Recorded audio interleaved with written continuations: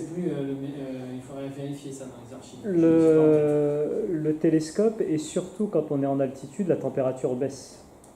On a de la température, question humidité, ça a dû être problématique, tout en sachant que par exemple, nous, quand on organise entre amis ou même dans le cadre professionnel une observation, au-delà d'1 heure ou de 2 heures sur certains contextes, je parle par exemple de la banlieue, on peut avoir affaire à l'humidité. Bien sûr, bien sûr. Et donc ça nous abîme. La question c'est est-ce qu'il y a eu des problématiques liées... Ah ben sûrement, je n'ai pas le détail de cela, mais oui, oui, bien sûr, ils ont tenu compte de la teneur en vapeur d'eau. Donc il y a eu véritablement une réflexion. Oui, il y a moins de vapeur d'eau, c'est sûr. Par contre, le froid. Oui, le froid, je pense. Alors, il poursuit quand même ses démarches, parce que s'affranchir de l'atmosphère reste quand même... on est, encore une fois, on est avant l'ère spatiale, donc on ne peut pas envoyer de sondes encore autour de Mars facilement. Donc il poursuit, mais voilà, là il y a une grappe de ballon. Donc la grappe, cette fois-ci, n'est plus du tout configurée de la même façon, sauf que c'est plus un homme qui est au bout, c'est un télescope automatique. Voilà. Donc là, on va automatiser les systèmes d'observation et de pilotage, entre guillemets, puisque, encore une fois, c'est au gré des vents, et on monte à 30 km d'altitude pour observer le Soleil, notamment, et sa couronne et sa surface. Et puis, ils mettent des télescopes automatiques, coronographes, instruments divers et variés. Voilà ici le coronographe pour le ballon. Donc, pour information, les soviétiques et les Français sont les grands spécialistes, encore aujourd'hui, les Russes aujourd'hui, les grands spécialistes de l'observation atmosphérique en ballon à très haute altitude. Donc on tire très régulièrement, le CNES, le Centre national d'études spatiales, envoie très régulièrement des ballons dans l'atmosphère en France, mais aussi depuis d'autres bases de lancement pour faire des études sur la climatologie, pour faire des études atmosphériques, mais aussi pour faire de l'instrumentation, de l'observation astronomique. Cosmo aussi, on fait de la cosmologie. Donc on étudie notamment le rayonnement solaire et le rayonnement cosmique à haute altitude. Donc c'est encore au goût du jour. Voilà, le CNES est évidemment déjà à l'époque très très impliqué dans ces démarches-là. Comme je vous le disais, il arrive parfois que l'atterrissage ne se passe pas du tout à l'endroit prévu et que les télescopes et l'ensemble de l'instrumentation tombent dans l'eau ou pire, pas de bol, sur une ligne de chemin de fer et sur les caténaires de la ligne de chemin de fer. Bon, heureusement, là, il n'y a pas trop de dégâts, mais enfin bon, je pense que la SNCF ne devait pas être très contente, mais bon, c'est les risques du métier, c'est pas de bol, il y a quelques mètres près, ça passait. Voilà. Bon. Heureusement, là, il n'y a pas de dégâts, pas de blessés, mais ça lui est arrivé quand il était à bord de ces ballons, d'atterrir en plein milieu des champs parmi les vaches ou sur les pommiers d'un fermier. Il raconte ça d'ailleurs dans ses mémoires.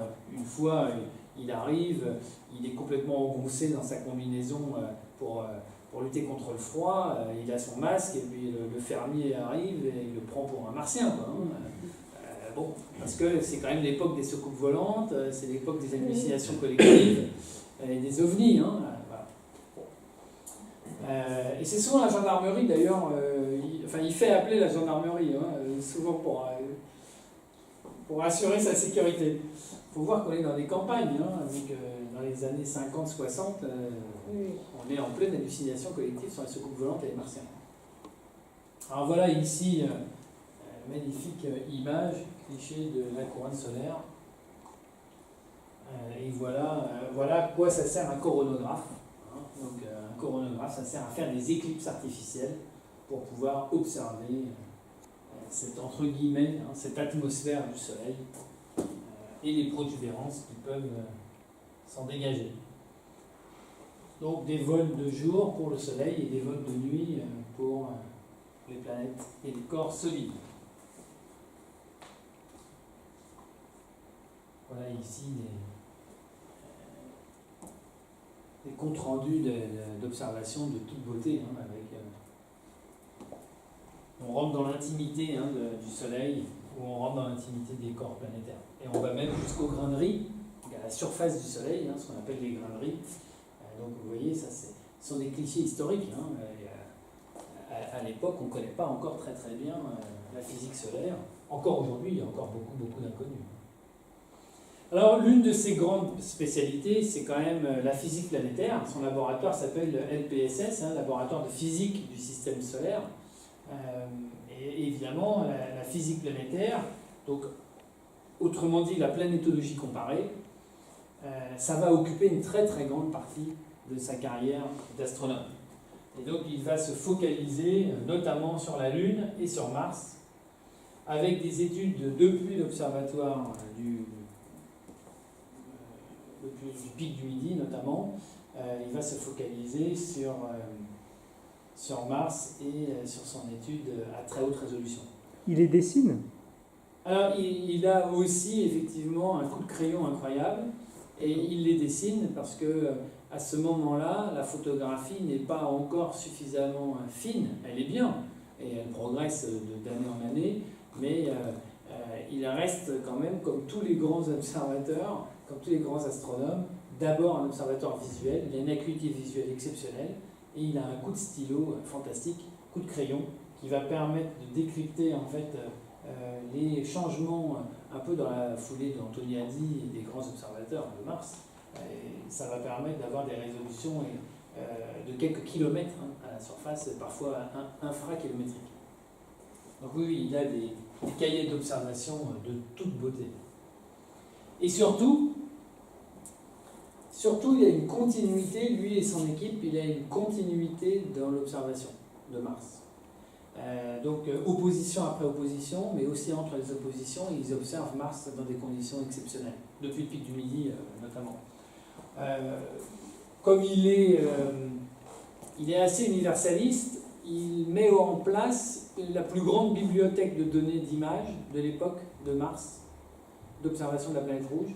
Donc il concentre à Meudon cette photothèque planétaire énorme. Donc tous les grands observatoires du monde lui envoient leurs données d'observation. Ça, c'est très important. Donc il accumule une documentation historique énorme sur l'histoire de Mars, l'histoire télescopique de Mars. Ça, c'est très important pour lui.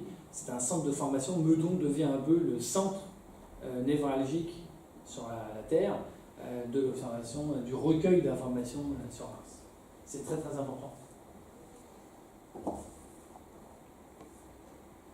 ici, vous avez la calotte polaire nord, et donc on suit le rythme saisonnier. Il y a 4 saisons sur Mars comme sur la Terre. La rotation est de 24 heures et 37 minutes. On a une calotte polaire essentiellement faite de glace d'eau au nord, et une calotte polaire faite de glace d'eau et de glace carbonique au sud. Il y a des tempêtes de poussière. Il y a tout un ensemble en fait de dynamique sur Mars qu'Audouin étudie et suit de manière méticuleuse. Il connaît la planète rouge probablement aussi bien que la planète Terre. Il connaît sa géographie, son aréographie très très bien. Donc là, on est encore à l'ère télescopique. Il y a, encore une fois, on n'a pas survolé Mars avec Mariner 4. Les Américains n'ont pas survolé Mars avec Mariner 4. On est à cette période charnière. Et donc les Soviétiques et les Américains viennent voir Audouin pour lui proposer des collaborations. Donc ils travaillent avec les Soviétiques alors que c'est un peu la guerre froide. Les Français, c'est De Gaulle, le patron en France, donc le président de la République. Donc De Gaulle, lui, il est bien avec les Russes et il est bien avec les Américains. De Gaulle, voilà, il fait la part des choses. Donc jamais on s'est fâché avec les Russes d'un point de vue scientifique. Et Audouin a été un des grands scientifiques à travailler, Blamont aussi d'ailleurs, Jacques Blamont, avec les Russes de manière quasiment continue. Alors c'était un peu particulier, c'était des collaborations un peu à la James Bond, c'est-à-dire que les Russes disent, voilà, on a besoin d'un polarimètre pour monter sur une sonde spatiale, Mars 3, Mars 4. Voilà la taille du polarimètre. Il nous faut une prise à brancher pour l'énergie, une prise à brancher pour le transfert des données, et c'est tout. Donc Audouin, il y a le cahier des charges, et puis il nous faut pour telle date. Voilà. Et puis un jour, il y a une voiture noire de l'ambassade soviétique qui arrive à Meudon, qui viennent frapper à la porte du laboratoire. Il y a des hommes en noir, les Men in Black qui sortent. Monsieur Dollfus, oui, c'est moi, on vient chercher le polarimètre, est-ce qu'il est prêt? Bah oui, il est prêt, tenez, voilà. Hop, ils emmènent le polarimètre, ils le montent à bord d'une sonde spatiale, et puis pendant des mois, il n'entend plus parler du truc, et puis un jour, ils viennent, ils lui donnent le résultat des analyses, et puis il peut continuer le travail. Alors, les Russes ont confiance en lui, comme les Américains d'ailleurs, hein, ce qui le conduira d'abord, avec ses exploits d'astronome et d'aéronaute, à faire le tour des grands observatoires de Russie. Donc dans les années 60, au début des années 60, il est considéré comme un astronaute. Il est acclamé par la presse et par les grands scientifiques, l'Académie des sciences, comme un astronaute, alors qu'il n'y a pas eu encore le vol de Gagarine. Mais son exploit de 59 est dans tous les livres d'histoire. Donc ça c'est assez amusant. Et plus tard les Russes lui donneront des échantillons d'ailleurs de la Lune, qu'ils auront prélevés de manière automatique, et les Américains lui donneront des échantillons, lui prêteront. Ils ne donneront pas. Les Russes donnent, les Américains prêtent des échantillons ramenés par les astronautes d'Apollo. Que j'ai pu tenir d'ailleurs, il m'a montré ces échantillons dans son labo. C'est assez impressionnant. C'est du sable noir, mais quand vous savez que ça vient de 380 000 km, ça prend une autre connotation. Alors voilà, ici, deux résultats d'observation à quelques centaines d'années d'écart entre Mars vu par Huygens, aussi quelqu'un qui a beaucoup inspiré évidemment Audouin, comme tous les grands astronomes et comme tous les grands savants. Donc il y a Newton, il y a Galilée, il y a Huygens, il y a Tycho Brahe, il y a évidemment beaucoup de grands savants des siècles précédents qui ont inspiré Audouin. Et donc ça c'est Mars, vu par Huygens, et voilà les mêmes endroits, vus quelques centaines d'années après, avec l'acuité d'Audouin-Dollfus, les mêmes zones martiennes, et vous voyez la différence de précision en fait incroyable entre quelques centaines d'années. L'astronomie est probablement de toutes les sciences la science qui a le plus gagné en facteurs de précision d'observation. Il y a la biologie aussi maintenant, mais en quelques centaines d'années, on est passé, ici vous avez un diamètre de 6000 km à peu près, donc là vous voyez le diamètre, alors non c'est peut-être pas vrai, parce que ça c'est pas forcément complètement le diamètre de la planète, mais admettons, en tout cas là vous avez des milliers de kilomètres, voilà, donc là au XVIe et XVIIe siècle, voilà ce qu'on voit, enfin au XVIIe siècle, voilà ce qu'on voit à travers une lunette somme toute assez sommaire de la planète Mars. Et puis quelques centaines d'années après, on rentre, là les points que vous voyez ici, ça fait quelques centaines de mètres de précision. Aujourd'hui, on est sur Mars en dessous du millimètre. On a des microscopes extrêmement puissants pour analyser la surface de Mars. Voilà ici une copie d'un de ces rapports d'observation avec des mesures polarimétriques et photométriques de la surface. Vous voyez, il note un certain nombre de chiffres qui permettront après de refaire des mesures et des dessins et de suivre. Voilà. Alors là, suite à son décès, il y a eu un communiqué international entre les scientifiques du monde entier. En fait, quand un chercheur de son importance décède, aussitôt l'information va entre guillemets sur les réseaux sociaux professionnels. Et puis,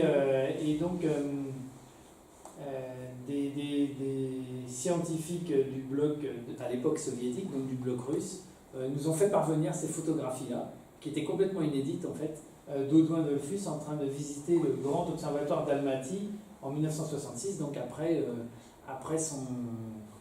ça fait partie de sa grande tournée des observatoires en Union soviétique. Donc on reconnaît bien ici, et puis les autres, ce sont des collègues russes à l'époque. Voilà. Ça, c'était des photos inédites qui nous sont parvenues peu après son décès, qui n'ont jamais été publiées.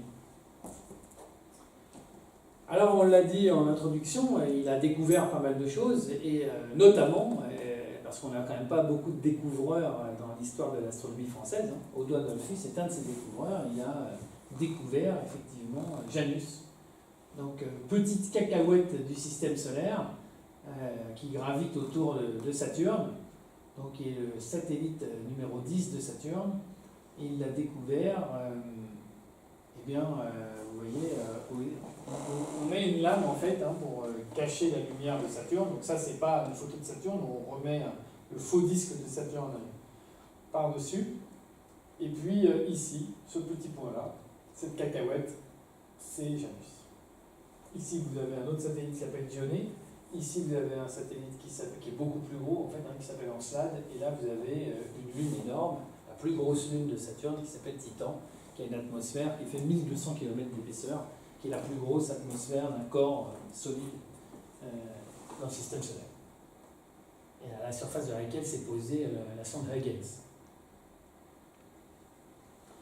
Donc très longtemps après, grâce aux sondes spatiales, Audouin a eu une grande émotion évidemment en voyant Janus de plus près, parce que lui c'était un petit point brillant à travers ses télescopes et ses lunettes. Évidemment, quand on se projette avec une sonde spatiale, on voit la surface. Aujourd'hui, on a une cartographie très précise de Janus.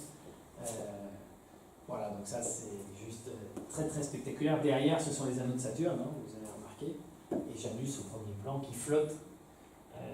Voilà Janus survolé beaucoup plus proche par la sonde Cassini, et qui va bientôt finir sa vie d'ailleurs. Le 15 septembre prochain, la sonde Cassini va être plongée dans l'atmosphère de Saturne et terminera sa course. D'ailleurs, on va faire une très grande opération à la Cité des Sciences pour le grand public et pour les scolaires le 15 septembre prochain, avec une ouverture gratuite et un suivi en direct de cette grande aventure.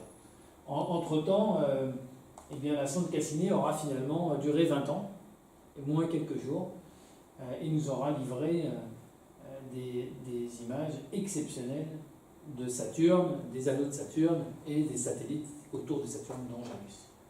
Audouin était très très content de voir à cette résolution-là la Lune qu'il a découverte. Donc on a pu faire des cartes topographiques de ce petit monde, qui est vraiment une petite cacahuète. Mais c'est une cacahuète, ça compte. Voilà. Alors il a observé Mercure aussi, il a fait des cartes très précises de la surface de Mercure. Alors Mercure, c'est comme Mars ou comme la Terre,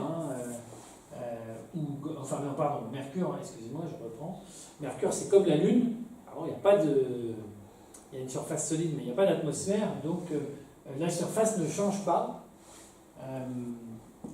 Pas d'érosion à la surface de Mercure. Et donc, sur Mercure, voilà, à l'époque, à l'observation télescopique, ce que l'on pouvait en déduire des caractéristiques de surface. Voilà ici un très très beau dessin de Saturne, peut-être l'une de ses plus belles observations, qui a donné d'ailleurs lieu à des tirés à part absolument magnifiques. Donc là, on voit les divisions de Cassini. On voit qu'en fait, il n'y a pas un anneau, mais il y a plein d'anneaux, avec à l'intérieur de ces anneaux des vides. D'accord ? À l'époque, on ne comprenait pas pourquoi. Grâce à l'ère automatique des sondes spatiales, on sait maintenant qu'ici, il y a des petites lunes dans les vides. Là, il y a des petites lunes qui font le ménage et qui poussent la poussière. Parce que les anneaux de Saturne, normalement, on ne devrait pas les voir. Et il faut que quelques mètres d'épaisseur à peine. Et la nature de ces anneaux, c'est essentiellement de la poussière, des cristaux de glace et un peu de cristaux de roche, enfin un peu de roche, de la poussière. Et donc c'est un peu comme la fumée d'une cigarette. On la voit, normalement la particule d'une fumée de cigarette, l'œil ne devrait pas pouvoir aller voir les particules. C'est parce qu'il y a la lumière qui réfléchit ces particules qu'on voit la fumée de la cigarette. Et bien là c'est pareil, les particules de Saturne sont très très fines, les anneaux de Saturne sont très très fins, mais ils sont très très éloignés de la Terre, donc on ne devrait pas les voir. Pourquoi on les voit ? Parce que la lumière du Soleil et de Saturne se reflète dessus et ça nous permet de les voir. Excusez-moi, ça ne dépasserait pas apparemment les 200 mètres d'épaisseur. Ah oui, c'est à peu près sûr. On pense ici que les anneaux internes, et ça c'est Cassini va nous en apprendre de plus en plus jusqu'au 15 septembre, puisqu'il y a 22 passages de Cassini dans le plan des anneaux comme ça, si tout va bien. jusqu'au 15 septembre. Ici, on est même à peu près sûr que ça ne dépasse pas 2 mètres d'épaisseur. C'est extraordinaire. Ah, c'est incroyable. Ouais. Et un autre grand astronome, ami d'Audouin, qui s'appelait André Braic, qui est décédé il n'y a pas très longtemps, un astronome et un astrophysicien français, très important aussi dans l'histoire de l'exploration planétaire, et de Saturne, de Jupiter, d'Uranus et de Neptune, dans la documentation de ces 4 grands corps du système solaire, très lointain, était un grand spécialiste de la physique des anneaux de Saturne, et a beaucoup travaillé à documenter, à essayer de comprendre cette physique très particulière qui se produit dans les anneaux. Oui, c'est quelques mètres, de quelques mètres à quelques centaines de mètres d'épaisseur. Mais c'est très très surprenant. Très très surprenant. D'ailleurs, on ne sait toujours pas comment se sont formés ces anneaux, comment ils s'entretiennent, pourquoi ils sont toujours là, etc., etc. Alors, une autre dimension du travail d'Audouin, ça a été la Lune. Avant l'ère des astronautes et avant Apollo, en fait, avant les grandes missions Apollo. Et il a travaillé pour la NASA, parce que l'une des grandes questions était, est-ce que quand on va se poser sur la Lune, les astronautes vont s'enfoncer dans 1 mètre, 2 mètres, 5 mètres, 10 mètres de poussière? Tout simplement. On ne savait pas. Et c'est Audouin qui, avec ses observations polarimétriques, documente très précisément et prédit, par ces mesures, prédit qu'on s'enfoncera que de quelques centimètres au plus.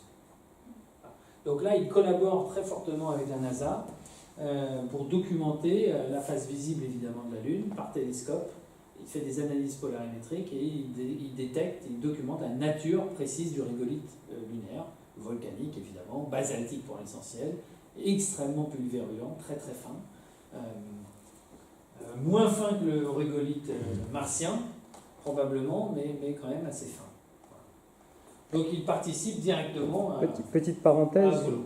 au pic du Midi, le télescope de 1 mètre, justement, avait été utilisé pour cartographier la Lune. Alors je ne sais pas si Audouin, lui, avait participé dans ce contexte. Si, oui, tout à fait. Alors il y a eu pas mal de grands astronomes français qui ont travaillé sur ces sujets-là, mais oui, il a participé à cette documentation et recevait d'ailleurs très régulièrement des cartes mises à jour par la NASA, par l'USGS en fait, l'équivalent de l'IGN aux États-Unis.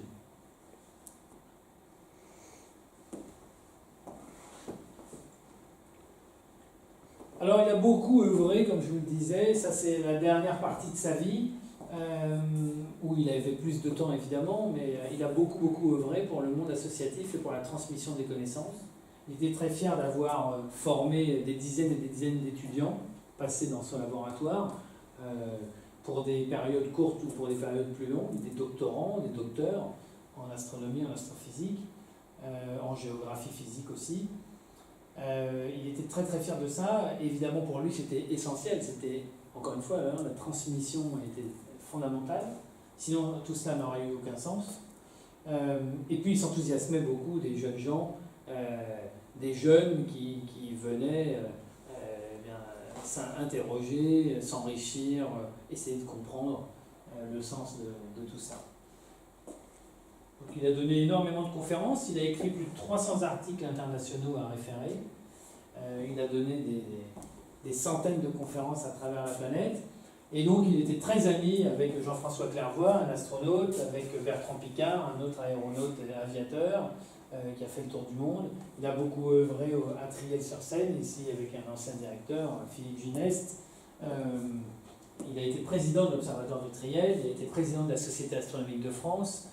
Il a beaucoup œuvré et milité dans des associations pour faire de l'astronomie, mais également aussi pour l'aérostation. Il a beaucoup travaillé avec les équipes du Musée de l'Air et de l'Espace, avec l'Aéroclub de France, avec le Cosmos Club de France d'Albert Ducrot. Voilà.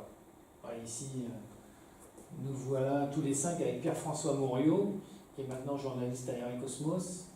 Vous reconnaissez Bertrand Piccard, Mouriot, Audouin Dollfus, moi-même, j'avais des cheveux à cette époque-là, et Jean-François Clairvoy.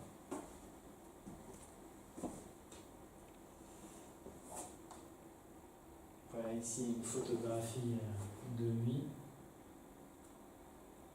Et puis de nous aussi, on a fait beaucoup de conférences ensemble. J'ai animé avec lui beaucoup de tables rondes sur l'exploration spatiale par les sondes lunaires, martiennes, les sondes qui partent dans le système solaire. Donc on se réjouissait énormément d'avoir évidemment son expertise et son avis.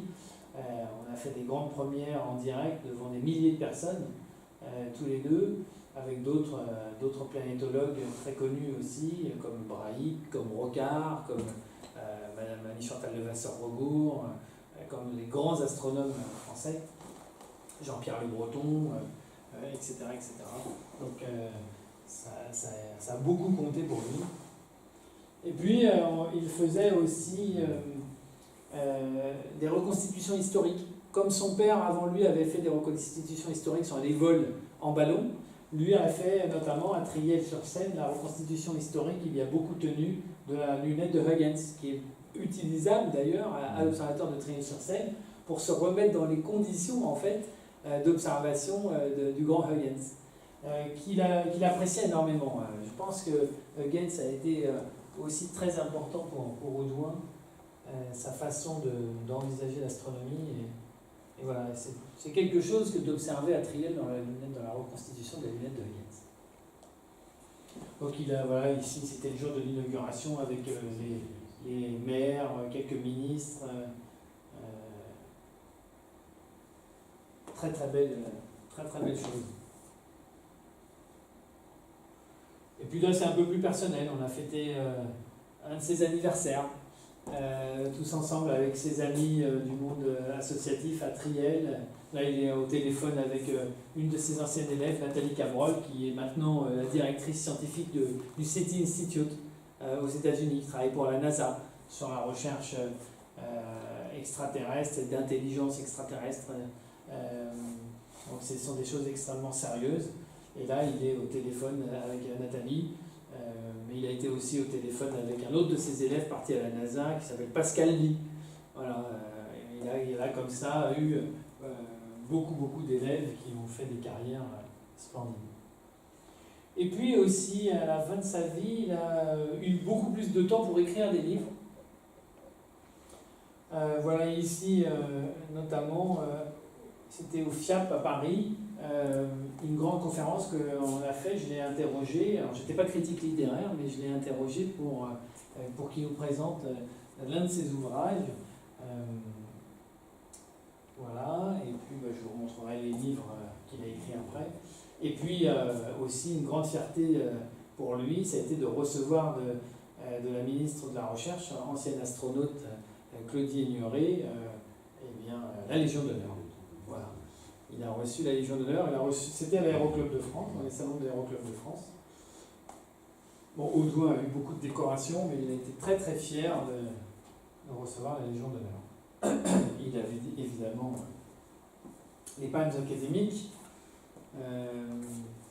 Il a eu le prix international d'astronautique Galabert, il a eu le prix Janssen, le grand prix de la Société astronomique de France, qui est le plus grand prix d'astronomie en France.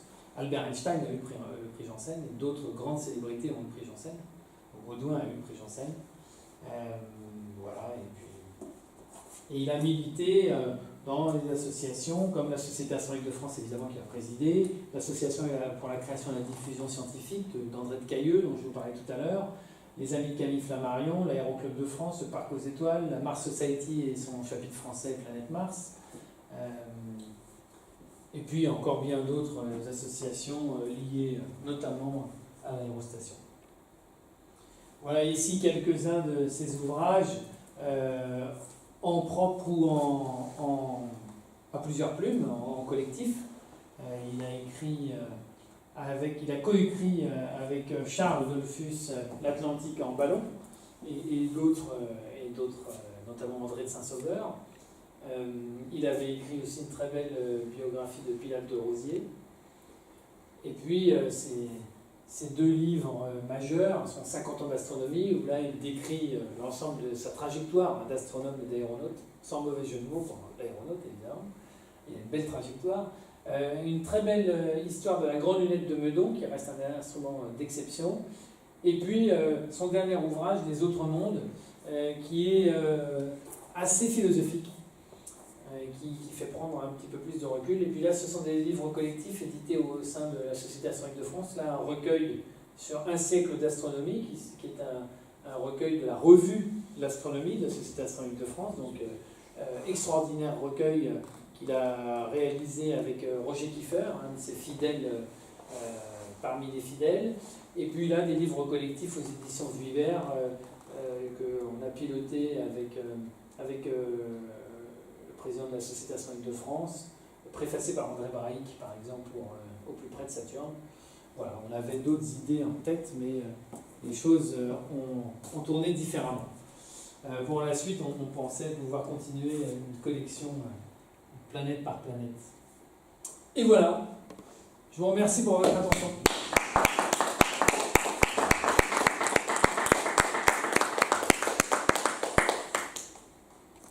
Si vous avez des questions, on peut tenter d'y répondre.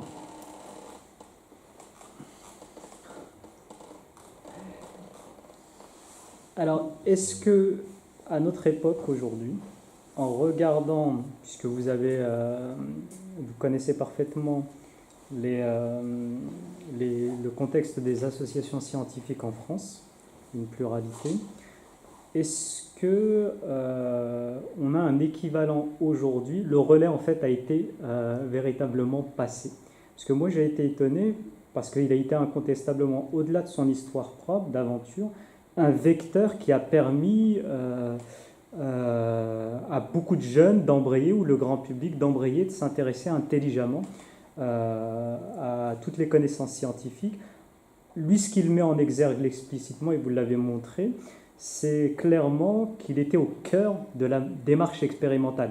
C'est-à-dire que ce n'est pas une personne qui fait une conf et qui nous montre 2-3 images et puis qui s'en va, qui va faire des équations et puis qui reste assis enfin, pour faire simple, quoi. Il vivait véritablement de très très très très grandes expériences et il a parfaitement il les a parfaitement très bien transmises. Est-ce qu'aujourd'hui vous pensez qu'il y a un relais? Oui, je pense que d'abord il y a toujours des grands maîtres qui ont une vision de leur rôle dans la connaissance et dans la recherche, dans le développement, la recherche scientifique. Donc on a ça en France, on a toujours cet esprit-là, heureusement, dans toutes les disciplines. Et évidemment, on a des grands professeurs qui sont des locomotives, qui suscitent des vocations, qui font confiance, qui prennent des risques et qui entraînent dans leur sillage des étudiants qui seront brillants et qui vont poursuivre les actions entreprises. Je parlais d'André Braic il y a quelques minutes. André Braic n'est pas de la génération d'Audouin, qui est juste celle d'après en fait. André Braic a formé énormément d'astrophysiciens et d'astronomes qui ont pris sa succession. Et donc on peut être assuré et rassuré que derrière ces grands œuvres, heureusement, en fait, il y a une forme de continuité, même si les façons de procéder sont plus tout à fait les mêmes, même si aujourd'hui on est dans la science des grands programmes. Oui, heureusement, ça existe encore. Braic était moins solitaire, entre guillemets, qu'Audouin, puisque, par exemple, il a participé aux épopées de Voyager et évidemment très impliqué sur Cassini-Huygens. Mais Audouin a aussi travaillé sur des programmes internationaux importants. Sauf qu'à l'époque, on partageait beaucoup moins les résultats avec le grand public, par exemple. Donc quand Audouin travaille avec les Russes ou les Américains, ça ne se sait pas vraiment. Ça se sait dans la communauté scientifique, mais ça ne déborde pas de la communauté scientifique. Aujourd'hui, quand on travaille parce que c'est international nécessairement, eh bien, grâce à Internet, grâce aux réseaux sociaux, on a très vite tous le résultat, en fait, le fruit de cette collaboration internationale. Ça, c'est fondamental. Je pense qu'il était très en avance sur son temps, Audouin Dollfus, et je pense qu'il se serait enthousiasmé à pouvoir poursuivre.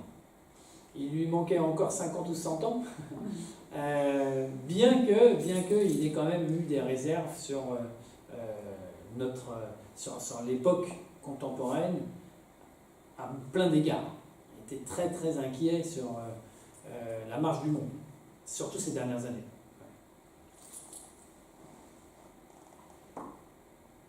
D'autres questions?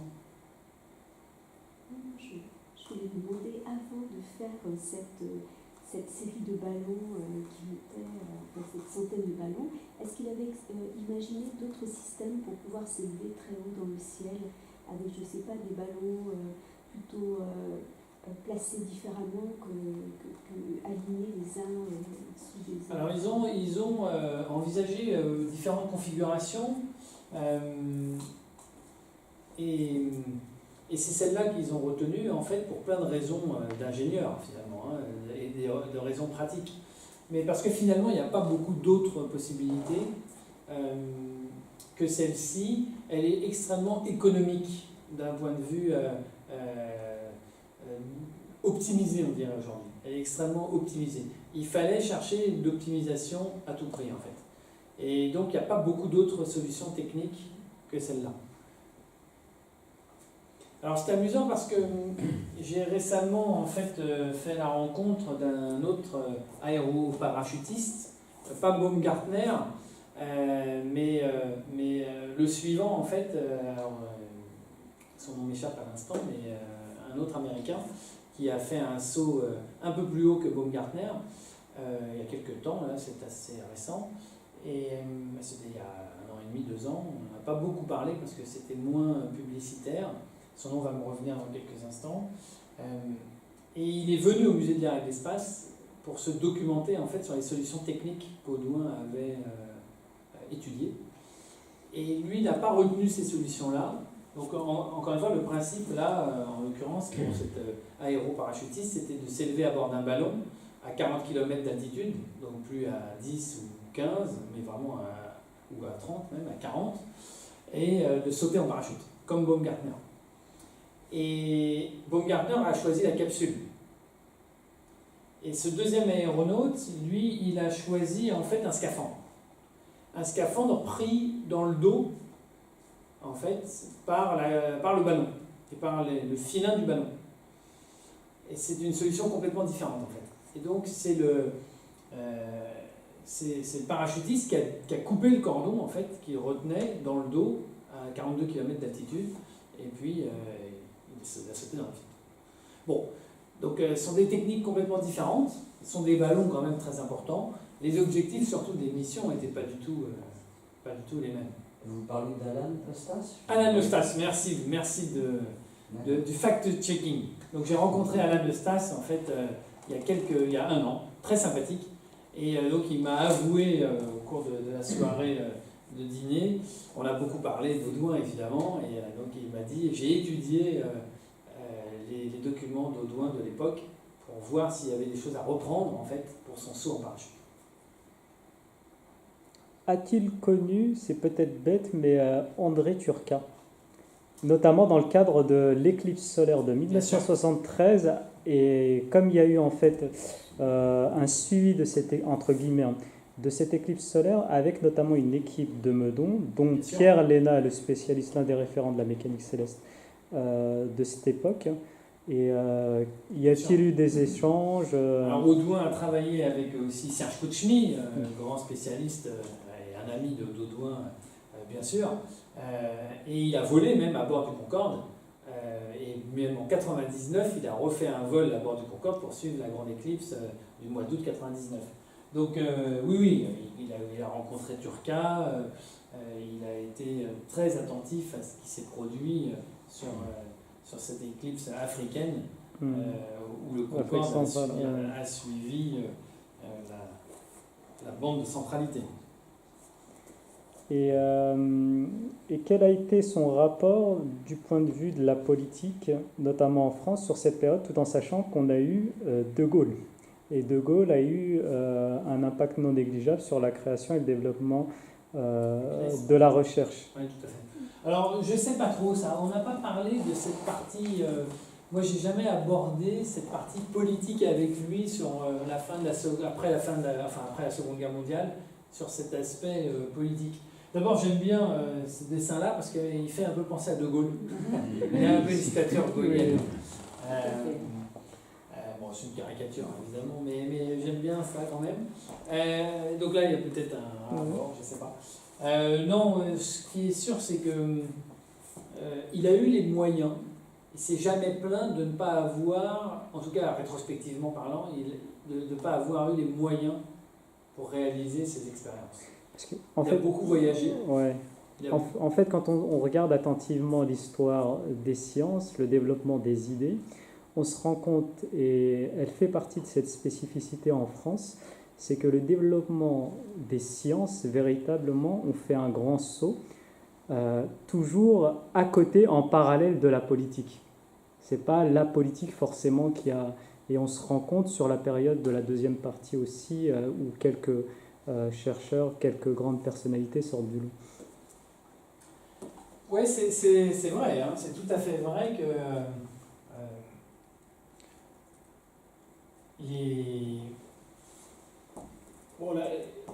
la France a toujours eu, l'astronomie, ça a toujours eu une place particulière pour les dirigeants français, qu'ils aient été des rois ou qu'ils aient été des présidents, toujours. Je ne sais pas pourquoi, comment expliquer ça. Ça date peut-être de Louis XIV. Le roi Soleil. Ben oui, le roi Soleil, oui. Mais pas seulement parce que c'était le roi Soleil. Voilà, il y a eu des... Voilà, on a vraiment en France une considération particulière pour l'astronomie et pour la géographie. Bon, la géographie, c'est la science du roi par essence. L'histoire, c'est plus la science révolutionnaire. C'est plutôt 89. C'est encore marqué, c'est très présent dans le corps professoral aujourd'hui, professeur d'histoire, professeur de géographie. Et l'astronomie tient une place à part, assurément. Voilà, le président de la République, François Hollande, l'ancien président de la République, François Hollande, était très intéressé par les grandes premières spatiales. Il a montré son intérêt avec Philae. Oui, sur Rosetta. Lorsque vous avez commenté, il était... Oui, mais on voit bien, tous les présidents n'ont pas eu cet intérêt-là. Bon, De Gaulle a eu de l'intérêt, il a fait créer le Centre national d'études spatiales, le Kourou, en Guyane, pour des raisons stratégiques, opérationnelles, militaires, d'indépendance, avec une vraie vision.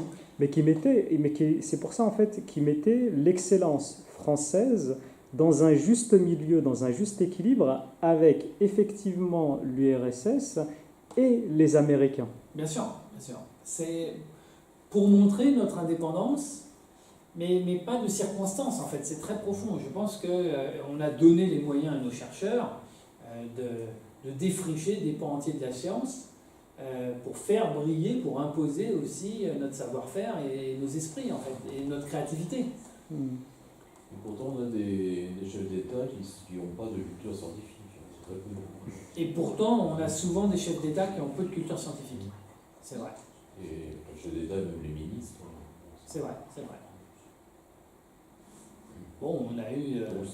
c'est pour des raisons stratégiques. On a eu quand même des grands ministres de la recherche. Oui. C'était Claude Allègre. Il y avait Allègre aussi. On a eu Claude Allègre, on a eu Claudie Ignoré, on a eu quand même des ministres qui ont défriché les pans entiers de la science, qui ont marqué, qui ont transmis des choses. On n'a pas que des politiciens ou des administratifs, heureusement.